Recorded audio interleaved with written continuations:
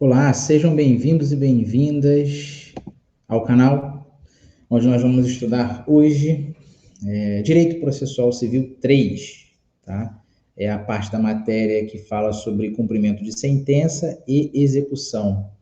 Para o início desse estudo, nós vamos trabalhar com princípios e conceito básico para a execução. Essa é a segunda aula. E você que está chegando agora, né, aqui para acompanhar esses videoaulas, eu peço que se inscrevam no canal, quem não está inscrito, por favor, que ativem aí o sininho de notificações e comente ou compartilhe esses vídeos para poder o YouTube começar a reconhecer como canal de conteúdo de alta relevância, tá? Porque eu já passei para os meus alunos aqui que o objetivo é crescer com esse canal e assim poder gravar aulas preparatórias para o cursinho da OAB nas vésperas com resolução de questões anteriores, beleza?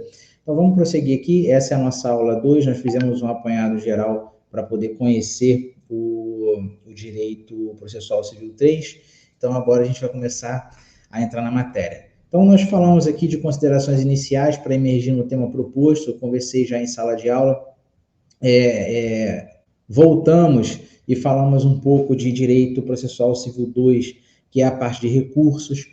Falei que o processo se inicia com uma petição inicial, se encerra com uma sentença, e da petição inicial até a sentença, o processo possui diversos atos processuais, e falando de atos processuais, nós podemos considerar que eles podem ser atos que trazem um novo movimento processual que pode ser considerado como um ato jurídico perfeito ou ato jurídico imperfeito, e assim nós entramos um pouco nesse assunto em sala de aula. Tá? Eu fiz questão de colocar aqui, ó, que de toda sentença cabe recurso, que o recurso vai para a segunda instância, que na segunda instância os desembargadores podem votar, manter a sentença ou não, e de qualquer maneira o processo desce para a primeira instância novamente, e aí sim vamos iniciar uma nova etapa processual, que aí eu vou chamar de cumprimento de sentença, já que estamos falando de recurso, tá? Aí eu expliquei aqui que das decisões interlocutórias cabe recurso de agravo de instrumento e cabe também embargo de declaração. Esses agravo de instrumento, ele sobe direto para a segunda instância, onde o juiz prolator da decisão, ele pode, quando ele toma conhecimento da interposição de agravo, ele pode reformar essa decisão, como também pode manter, e aí cabe ao órgão de segunda instância decidir. E os embargos de declaração, o próprio juiz prolator da decisão, ele pode alterar aquilo que foi mencionado nos embargos de declaração, cabendo ressaltar que embargos de declaração não tem o efeito de modificar o mérito da decisão, e sim de sanar vícios nessa decisão contida na forma do artigo 1022 do Código de Processo Civil, que fala sobre obscuridade, contradição, omissão ou erro material. E ou, né?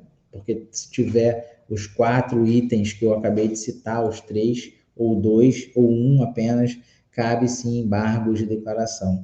Então, eu expliquei mais a fundo em sala de aula, falei sobre as questões de recurso, né, da segunda instância, quando o processo desce, porque o que mais vai importar para a gente nesse momento, que é o processo civil 3, é entender qual é a fase que eu vou começar a aplicar o cumprimento de sentença e qual é a fase que eu vou começar a fazer uma execução. E aí eu explico aqui para vocês o seguinte, eu diferenciei o rito do processo. Eu coloquei que rito processual é o caminho a ser percorrido, o processo desde o início até o final. Esse é o rito. E o processo é uma ação continuada. O processo passa por várias etapas, chamadas fases processuais, até chegar ao desfecho final. Então, através de um caso concreto, eu vou elaborar uma petição inicial, vou montar essa ação e vou distribuir através de um rito processual e eu vou ter um processo. Até o final da sentença, eu vou ter a análise do mérito dessa ação ou não, e tudo vai terminar com uma sentença. Então, tudo começa com uma petição inicial e tudo termina com uma sentença. Para falar de cumprimento de sentença, eu tenho que ter um título executivo judicial. E o que é um título executivo judicial? É a sentença propriamente dita. É um acordo realizado dentro de um processo judicial, por exemplo. Tá? Então, quando eu tiver uma sentença condenatória ou declaratória que aquele objeto principal que esteja dentro daquela sentença não seja cumprido o objeto, eu posso pleitear o cumprimento através de um cumprimento de sentença, tá? Valendo a redundância aí que eu acabei de citar.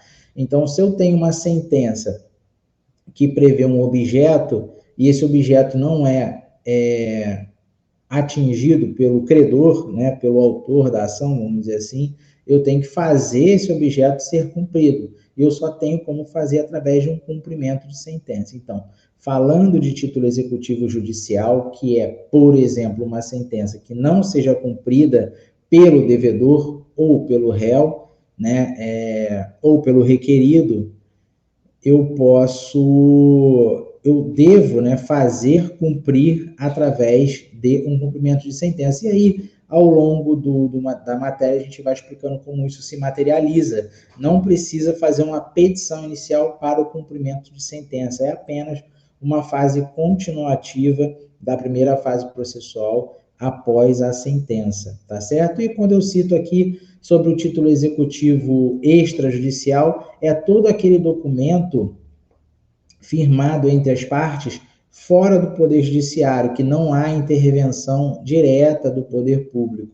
Então, quando eu realizo um contrato de compra e venda, por exemplo, quando esse não é cumprido pelo devedor, eu posso executá-lo judicialmente. Então, a execução ela vai começar após o descumprimento de um título ou de um contrato, e para chegar ao Poder Judiciário eu tenho que fazer uma petição inicial e aí respeitar os requisitos da petição inicial que nós estudamos no processo civil 1.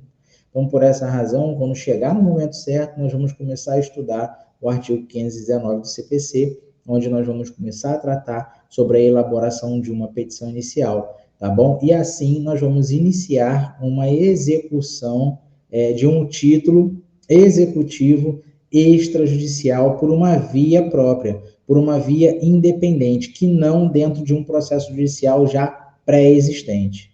Então, a diferença que eu tenho aqui para poder falar com vocês nesse momento, de uma forma geral, de uma forma grossa, falando, né? A execução é tudo aquilo que decorre de um título executivo extrajudicial, a ação de execução, e o cumprimento de sentença não é uma ação, decorre de um título executivo judicial, como, por exemplo, uma sentença. Uma ação indenizatória, por exemplo, que não é cumprida pela parte ré, para forçar esse cumprimento, o autor ou o credor vai ter que fazer uma petição de cumprimento de sentença dentro do próprio processo. Um contrato de compra e venda, por exemplo, que é realizado entre as partes fora de um processo judicial, que o seu objeto não é cumprido, não é atingido em face de um inadimplemento, eu somente vou conseguir atingir esse objeto, com o ajuizamento de uma ação independente, uma ação de execução. Tá certo? Então, essa foi a explicação que eu tinha dado em sala de aula. Demos um conceito de execução. Ó. Execução é aquela que o credor pretende a satisfação de um direito reconhecido em via de regra, através de um título extrajudicial. O doutrinador Didier fala: a execução é satisfazer uma prestação devida, seja ela espontânea, né, quando o devedor voluntariamente satisfaz, ou forçada, quando a satisfação se dá por coerção estatal, que é a ação judicial. Então, a execução, em geral, pode ser classificada de diversos critérios. E como eu expliquei para vocês em sala de aula, galerinha, é o seguinte: não devemos nos prender a um conceito clássico ou um conceito moderno de um doutrinador, nem do que eu, como o professor de vocês, estou falando. A ideia é construir esse conceito em cima de todo estudo que nós praticamos ao longo do período e todo estudo que vocês fazem em cima das doutrinas ou pesquisa de material na internet. Nós falamos na sala de aula que a execução pode ser, né, a busca da concretização ou da realização daquele objeto que foi discutido naquela ação, tá? Ou da busca do objeto principal do que foi discutido em um contrato. Então, a execução, a ação de execução, ela é a concretização daquele objeto que tentou ser realizado através de um contrato. E aí a gente consegue conversar. Nas questões discursivas que eu coloco em prova, eu costumo deixar solto para vocês interpretarem, porque o meu objetivo na graduação é mostrar para vocês esse universo que é o direito, né, o conteúdo que a gente está estudando, para vocês construírem dentro de uma espinha dorsal a opinião de vocês. Então, vamos considerar que temos um objeto principal, né, quando eu gosto de falar de compra e venda, de imóvel, porque o objeto de desejo do ser humano é um imóvel. Fazendo a compra e venda de um imóvel, o objeto principal é o imóvel. Com a concretização do pagamento, né, presume-se que vai haver a entrega do bem, que vai haver a entrega da coisa. E se essa coisa não for entregue pelo vendedor, que no caso é o credor, será objeto de uma ação de execução. E se o pagamento não acontecer, né, e o comprador já receber o bem imóvel, dependendo do que está previsto na cláusula contratual, o credor, que é o proprietário do imóvel vendedor, vai fazer uma ação de execução. Então, a ação de execução é a busca da realização da entrega ou do pagamento daquele objeto principal do contrato, do título executivo extrajudicial. Beleza? E aqui eu vou citar a classificação da execução, que a gente já explicou de forma detalhada em sala de aula. Eu vou citar aqui a classificação, a gente vai fazer um comentário e vai passando, tá bom? Então, eu posso classificar a execução quanto ao procedimento, né? A execução pode ser comum quando serve a uma generalidade de créditos ou especial quando serve a alguns créditos específicos, né? Como o alimentar ou contra a fazenda pública. E nós pegamos a questão do crédito alimentar e comentamos em sala de aula. Né? Como é que eu vou realizar a concretização do objeto, que é o alimentos, através de um inadimplemento? Eu vou fazer uma execução de alimentos. E como é que é feita uma execução de alimentos? Com base num título executivo, eu vou realizar essa ação. Eu não vou ter como, por exemplo, reabrir um caso de uma ação de alimentos de 5 anos atrás. Eu posso pegar aquele título executivo judicial e realizar através de um cumprimento de sentença de alimentos. Ou a nomenclatura não vai mudar o sentido se eu colocar o sentido da coisa, né? Se eu colocar ação de execução de alimentos. O que vai importar é que eu tenho um título que não foi cumprido e que merece ser concretizado. O objeto precisa ser resgatado, o objeto precisa ser entregue. E aí eu faço uma ação de execução de alimentos ou cumprimento de alimentos, onde a parte alimentante será citada e intimada a pagar, né, sob pena de prisão ou sob pena de penhora, dependendo do tipo de modalidade que o alimentado vai optar na hora de mover aquela ação. Tá certo? O que importa é a gente entender os conceitos. Então, eu tenho quanto ao procedimento. É um procedimento diferente de um procedimento comum de uma ação de execução, até porque o devedor de uma ação de alimentos pode ser preso, pode haver uma pena privativa de liberdade com um débito de alimentos, ao contrário de outros tipos de débito. O devedor de um cartão de crédito, por exemplo, não pode ter a sua pena privativa de liberdade decretada. A prisão civil, ela só vai recair sobre a questão dos alimentos. E a gente conversou sobre isso em sala de aula. Quanto ao título que se executa, tá? Que é a segunda forma de classificação dessa execução. Pode ser uma execução fundada de título judicial ou título executivo extrajudicial. O procedimento vai variar, né, de acordo com o título que se pretende executar. Então, se eu tenho uma sentença, eu vou executar através de um cumprimento de sentença, que é um título executivo judicial. Se eu tenho um contrato de compra e venda, por exemplo, eu vou executar através de uma ação executiva ou uma ação de execução, onde o prazo para pagamento é de 3 dias, sob pena de bens à penhora.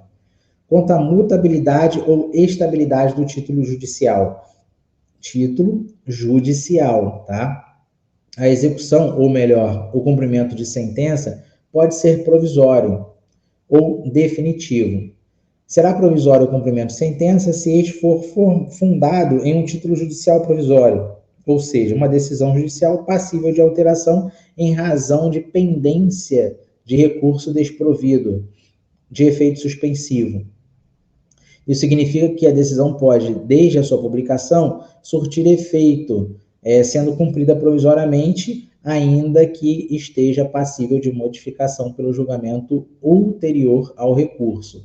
Eu posso dizer que uma decisão provisória, aí a gente consegue começar a discutir efeitos de sentença e materialização. Eu vou dar 2 exemplos para vocês com relação à mutabilidade de um título judicial, tá?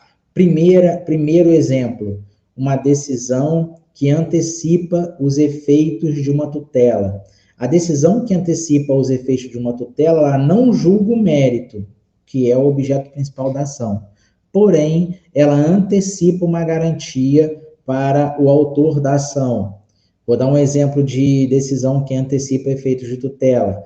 Uma decisão que manda restabelecer energia elétrica em razão do consumidor ter efetuado os pagamentos e, mesmo assim, a empresa de energia elétrica interrompeu o fornecimento. Isso é uma decisão provisória.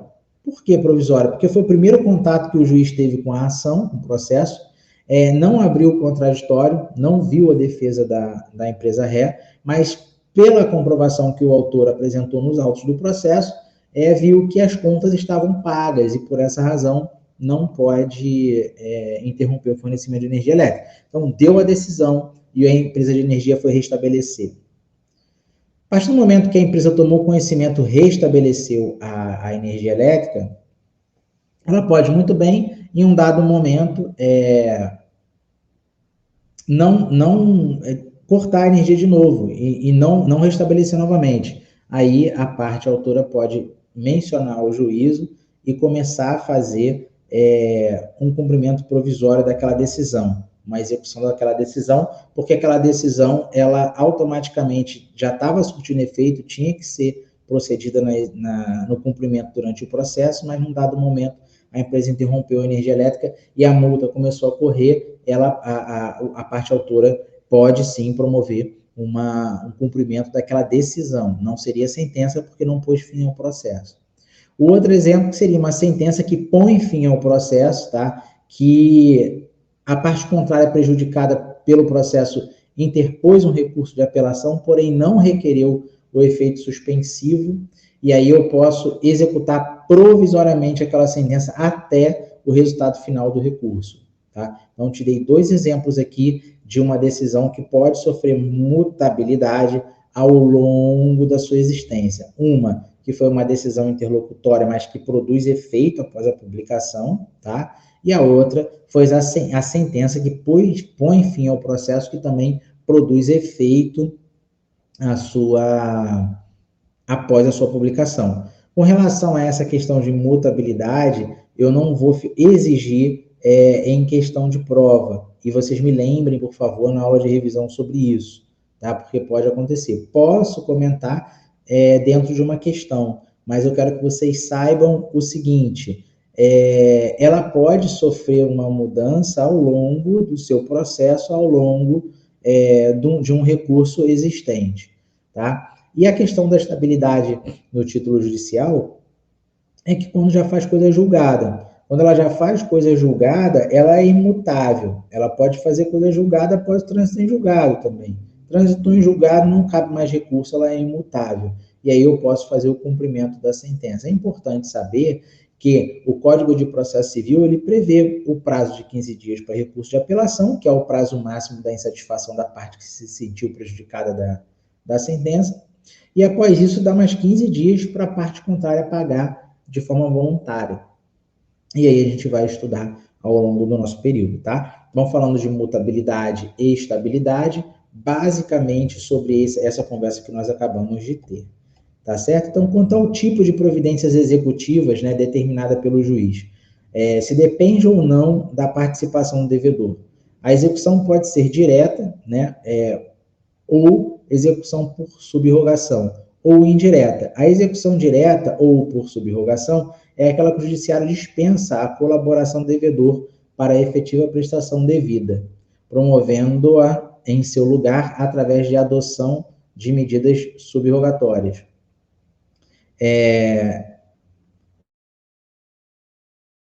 a execução típica das chamadas sentenças de conhecimento com efeito lato sensu. E o exemplo clássico disso é a sentença de despejo, porque a sentença de despejo, automaticamente, ela vai, após o trânsito em julgado, ela vai ter um efeito imediato e vai surtir efeito direto ao patrimônio. Então, a sentença de despejo ocorre comumente quando se condena o devedor à prestação de uma obrigação de entregar coisa, e é coisa certa. Portanto, o regime da execução é o das chamadas tutela específica das obrigações de entregar coisa, que ocorre no bojo do próprio processo de conhecimento.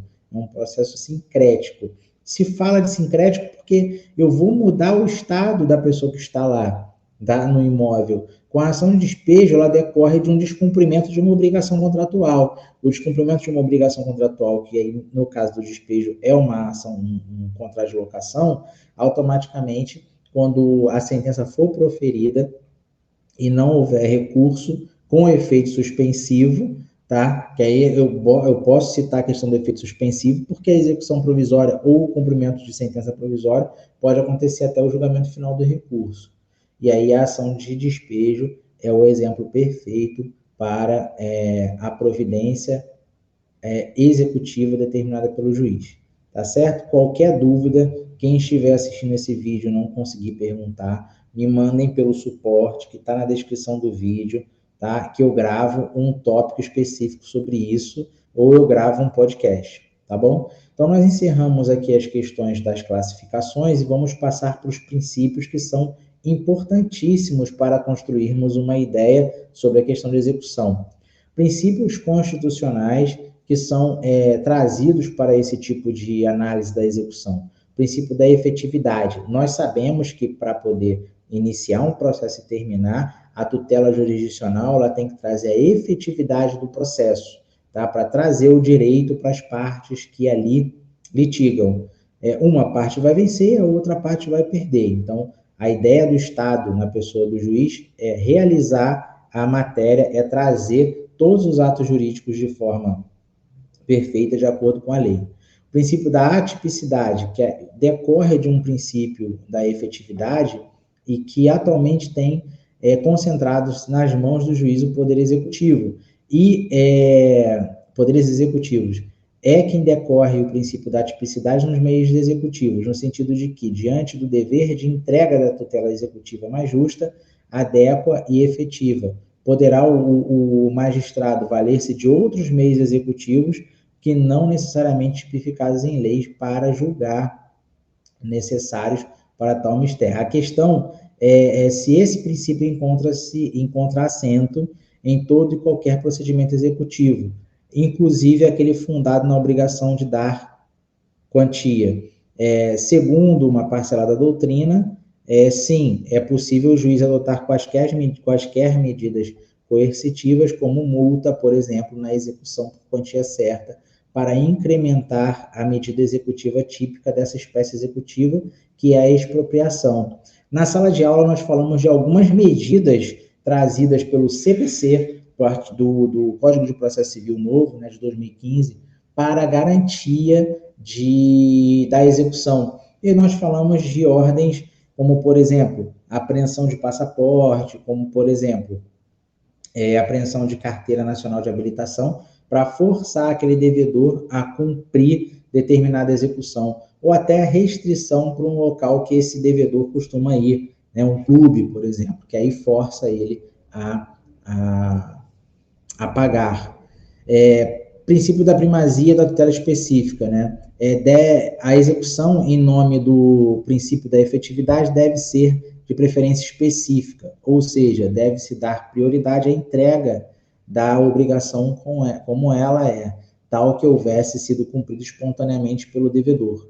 Em último caso, não sendo possível, deverá se converter o direito em perdas e danos. Nós temos uma situação de, por exemplo, execuções ou cumprimento de sentença que reiteradas vezes são pedidas ao Poder Judiciário e que a parte contrária pode não conseguir cumprir. Então, pode haver uma transformação desse objeto principal da execução em perdas e danos. Ou seja, o que significa isso? O juiz estipula um valor. Como não vai ser possível o seu cumprimento, o juiz estipula um valor específico para garantir essa tutela. Então, isso quer dizer o princípio da primazia da tutela específica. O princípio da boa-fé processual, que todo mundo sabe, né, que impõe o dever das partes de não se comportar de forma desleal. Nós sabemos que o princípio da boa-fé sempre caminha junto à má-fé, e aí, caso haja alguma interpretação contrária à lei ou atitude da parte que viole a lei, ela pode ser condenada em litigância de má-fé. Então, são princípios constitucionais que também são trazidos para relações interpartes, né, um contrato, por exemplo, e o título executivo judicial, até ser materializado pelo Estado na pessoa do juiz, tem que haver, da petição inicial até a sentença, previsto e identificado o princípio da boa-fé. Princípio da responsabilidade patrimonial, que é somente o patrimônio do devedor ou o terceiro responsável que pode ser objeto de execução. Então, todos nós, pessoas naturais, que estamos nos relacionando no dia a dia da vida civil, da vida comum, temos os nossos patrimônios, nossos bens, carro, imóvel, relógio, cordão, ouro, disponível em caso de uma futura ou possível ação de execução. Tudo aquilo que nós construímos, né, com força do nosso trabalho e investimentos, podem ser passíveis de execução caso haja um inadimplemento de um contrato entre partes ou o descumprimento de uma sentença judicial, por exemplo. Todas essas execuções vão atingir nosso patrimônio. O princípio do contraditório, que também é um princípio constitucional, né? Todas as partes têm que ter direito a apresentar a sua defesa, todas as partes têm que ter direito a conhecer daquilo que está sendo acionado judicialmente. Então, o princípio do contraditório está presente à ação de execução. Não seria justo, numa ação de execução, o executado não ser intimado para pagar ou justificar porque não pagou. Não seria justo a parte contrária receber o cumprimento de sentença para pagar sem ser intimado para responder e explicar se pagou ou não pagou, por que não pagou. Tá? Então, o princípio do contraditório, ele é previsto, sim, é um dos princípios muito, muito importantes dentro de um processo de execução e do cumprimento de sentença, que nós já fizemos a comparação deles dois aqui, eu vou sempre voltar falando disso. Então, é importante vocês anotarem isso, que isso pode cair na prova de vocês. Tá? O princípio da menor onerosidade é quando, por vários meios, o exequente puder promover a execução, o juiz mandará que se faça pelo modo menos gravoso, tá? De uma maneira que se atinja a parte executada para que cumpra a sua obrigação de uma maneira menos gravosa. O princípio da proporcionalidade, que o juiz vai avaliar tanto a situação do exequente quanto do executado, para poder, de forma proporcional, impor a sua medida cabível para aquilo, tá certo? Então, pessoal, já caminhando para o final, deixa eu ver aqui, eu já extrapolei o meu tempo, que eu quero fazer até 20 minutos, mas já passamos para 28. O princípio da adequação aplica-se no meio executivo mais adequado para obter a satisfação mais justa e efetiva. A prisão civil volta como exemplo de um princípio de adequação, tendo em vista a questão dos créditos alimentares, tá? Então, põe na cabeça, prisão civil só nas questões de créditos alimentares. E mesmo assim, o princípio do contraditório vai estar presente na ação de execução. Então, o princípio da adequação adequa uma privativa de liberdade para forçar ao alimentante a pagar sob pena de prisão. Lógico que dentro de uma ação de alimentos existe uma outra situação, que é uma execução de bens. O princípio da cooperação, que nós vimos aí no processo civil 1, essa matéria de cooperação, que há uma congruência entre o contraditório e a ampla defesa. Então, tem que haver uma cooperação das partes. Existem diversos artigos que demonstram a sua aplicação. O artigo 774, inciso 5º do novo Código de Processo Civil, é um deles, tá? Em que o executado que pretende impugnar ou embargar o valor da execução, que apresente desde logo o valor que entenda devido. Então, se eu sou executado a pagar 10 mil reais, eu sei que não devo 10 mil, mas eu sei que eu devo 3. Então, eu vou apresentar uma impugnação em barras e falar, excelência, olha, eu devo 3, eu não devo 10. Por quê? Por causa disso. Eu estou cooperando com o processo judicial, apresentando todas as provas que eu tenho e demonstrando que eu não devo 10, eu devo 3. Então, estou cooperando e apresentando provas novas para aquele processo. Tá? Isso é o princípio da cooperação. Lógico que está atrelado ao contraditório e à boa-fé. Eu tenho boa-fé de dizer que realmente eu devo, mas que de um outro valor, e eu estou me defendendo pelo princípio do contraditório e da ampla defesa também. Tá? O princípio do desfecho único, que é segundo o qual a ação executiva se desenvolve com o único objetivo de satisfazer o direito do exequente, não sendo sede adequada para discutir mérito, que deverá ser objeto de ação autônoma. Então, se eu sou credor de alguém, e esse alguém comprou um imóvel meu, um contrato de compra e venda, e me deve 30 mil reais, por exemplo, é uma coisa clara, eu vou pedir um desfecho único. Eu vou cobrar 30 mil reais daquela pessoa que me deve e vou provar que ela não me pagou. Ponto e acabou. Eu não preciso ficar discutindo mérito. A outra parte vai dizer, paguei ou não paguei porque não paguei. Tá certo? Então, galerinha, fechamos aqui, eu botei aí, ó, valeu, até mais. Extrapolei aí 10 minutos, mas é isso aí, vale a pena, a gente tem que debater. Se vocês tiverem alguma dúvida, por favor, me mandem mensagem. Se você chegou até aqui assistindo esse vídeo e não se inscreveu no canal, por favor, se inscreva no canal. Tá? São conteúdos que eu estou fazendo para vocês aí com o maior carinho, com o maior amor. Hoje é domingo à noite, Dia dos Pais. Vim aqui no escritório para poder ter uma privacidade maior e trazer esse conteúdo para ajudar nos estudos de vocês, tá certo? Um grande abraço a todos, uma boa semana e vamos que vamos. Agora vamos partir para a aula 3. A aula 3 vai ser nessa semana, a gente vai debater em sala de aula, eu vou trazer um conteúdo bem enxuto aqui para vocês, beleza? Valeu aí, muito obrigado. Diminuir aqui a tela e até a próxima.